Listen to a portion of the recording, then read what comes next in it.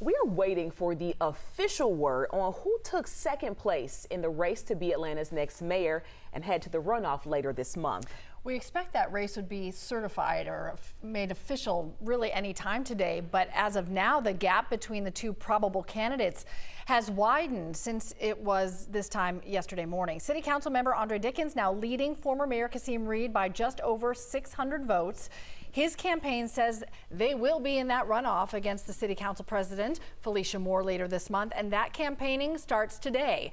Karis Belger is taking a closer look at how all the votes played out and really what's going to happen next. So, Karis, it is going to be a really quick turnaround to get to the runoff. We're talking less than a month away at this point.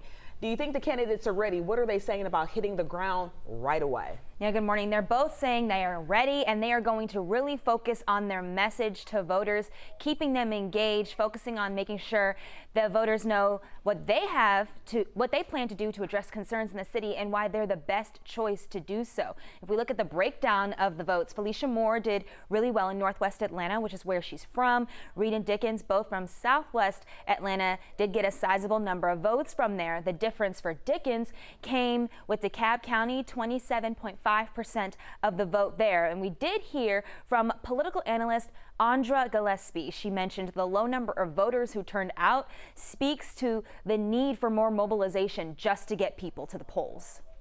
Just because people turned out last year doesn't mean that they're going to turn out this year. You still have to go ask for people to turn out to vote. And so perhaps what we're seeing is this breakdown in mobilization and a reminder that we always have to do the type of shoe leather politics that we saw in 2020, even for local elections, perhaps even more so for local elections because they're so important. We did hear from both candidates saying that they do plan to get out today, start knocking on doors, meeting people in person to really continue their strategy going into the runoff later this month as well. November 30th will come quickly, Karis. Former Atlanta Mayor Kasim Reed will still have influence in this race, even though he's not in this runoff. Yes, Andre Gillespie did mention that who Reed endorses will make a difference because he still has that influence and that name recognition in the city of Atlanta. That's interesting because Moore and Reed had some contention during the campaign, so we'll wait for that. Karis Belger, thanks so much. Past mayoral elections give us some interesting perspective on what may happen next. In 2009, Mary Norwood beat Kasim Reed by more than 7,000 votes on Election Day, but Reed pulled ahead in the runoff. In 2017, the margin between Mary Norwood and Mayor Keisha Lance Bottoms was so slim in the runoff that Norwood requested a recount. She still lost by more than 800 votes.